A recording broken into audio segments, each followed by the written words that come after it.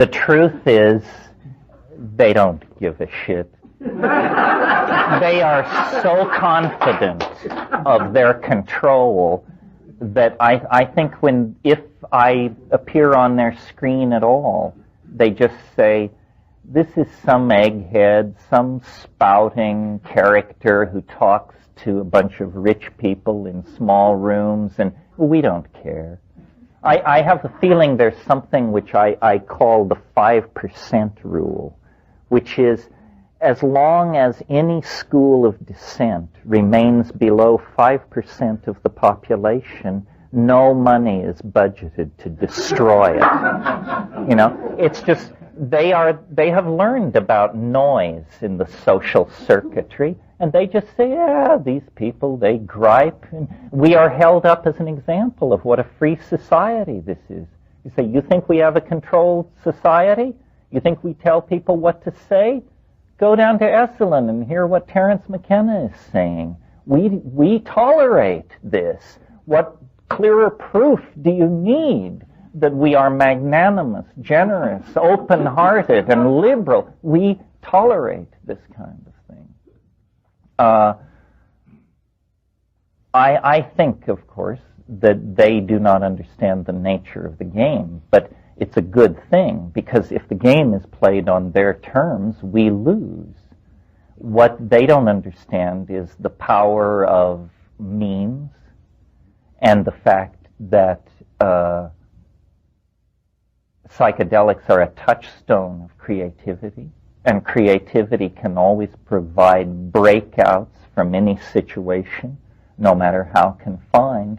And also, they have a horrifying fascination with us, because they, as the managers of society, probably know more about its internal contradictions and its failings and its shortcomings than we do. I mean, the information we have available to us is the declassified, downloaded, cleaned up stuff. Recently, I was in London, and the hotel, the conference was at the ICA, which is down near Buckingham Palace, and so the hotel was on Vincent Square. So it was about a 20-minute walk from Vincent Square down to the ICA, and it's right through Whitehall. It's where all the intelligence agencies and the Ministry of Defense and all this, and we would stay late at the ICA, and walking back at 2 in the morning, the lights in Whitehall are burning at 2 in the morning. The lights at the Ministry of Defense and the Ministry of Economic Planning are on at 2 in the morning. Why? Because people are sweating blood in those buildings. They are working around the clock to keep the entire system. Look at these rainforest clearing statistics. Look at this oil slick. Look at this. This is costing us money, gentlemen. What about this? And the answer is you can manage some of the future some of the time, and you can manage all of the future some of the time, but you can't manage all of the future all of the time. It keeps breaking loose in most unexpected fashion. The Internet is a perfect example. Here was a privileged instrument of the intelligence community and the scientific elite that served it. Ultra-high security, totally out of the reach of the common man. And meanwhile, over at Raytheon, they're trying to, this was years ago, they were trying to develop a chip to guide a heat-seeking missile, and for the Navy. And they had certain design specifications which had to be met. And the project had ground on for a couple of years, and they couldn't make this chip meet the specifications. Finally, the project was canceled. The chip is thrown in the trash. And then some engineer digs it out, and he says, you know what we could do with this? We can't hit a plane in flight with a missile with this thing, but you know what we can do with it? We could make a little desktop computer with this. And these guys said, why in the hell would we want to do that?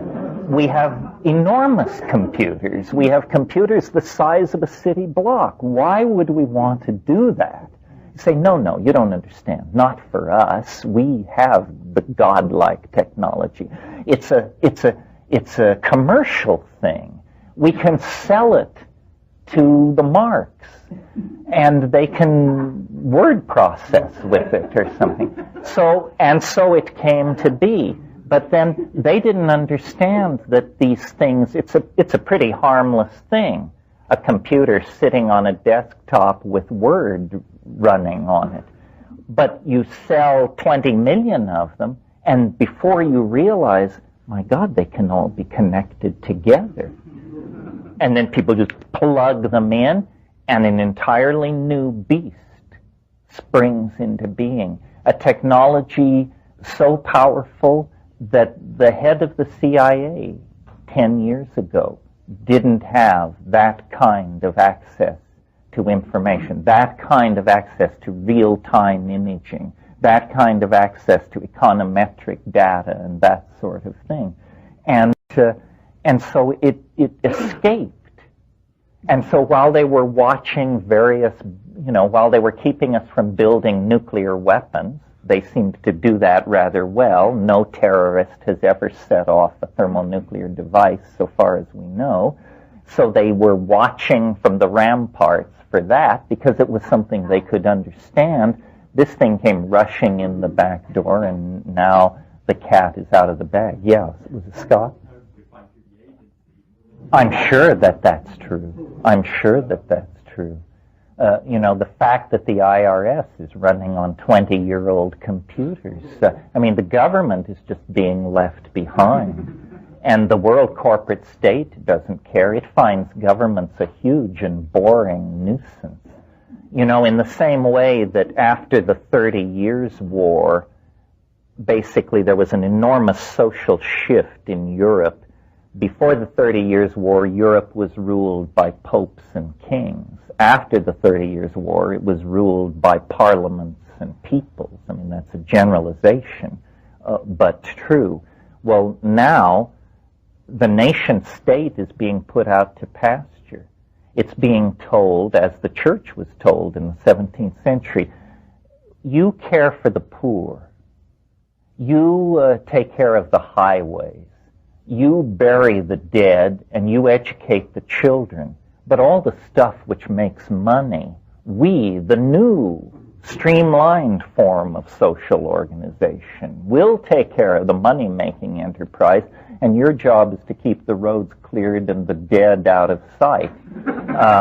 And so this is happening. When I understood this, it was like a bolt of lightning. When Jesse Helms stood up on the floor of the U.S. Senate and called for the assassination of the American president, I realized this has become a circus.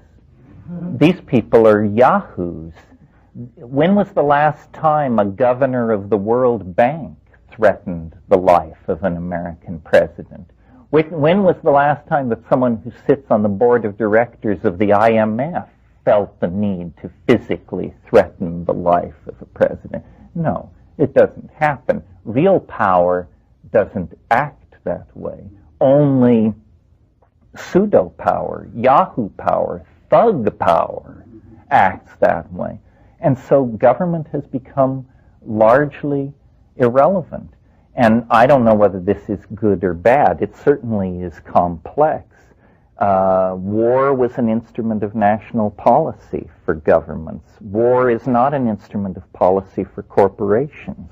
They hate war.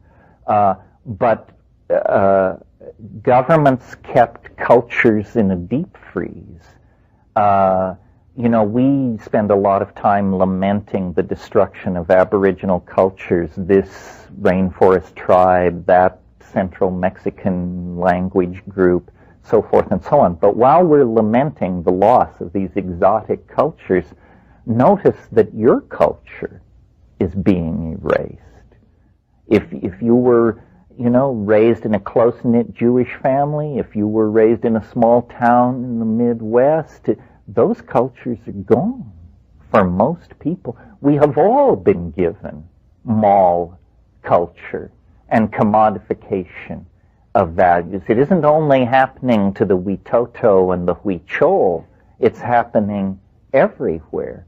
And this uniformitarianism of culture is entirely for the convenience of market economies. You know, if you can get everyone drinking the same brand of vodka, it's much easier to sell and market vodka than if you have to appeal to ethnicity and local tastes and so forth and so on. So everything is being leveled, dumbed down, and subjected to a hideous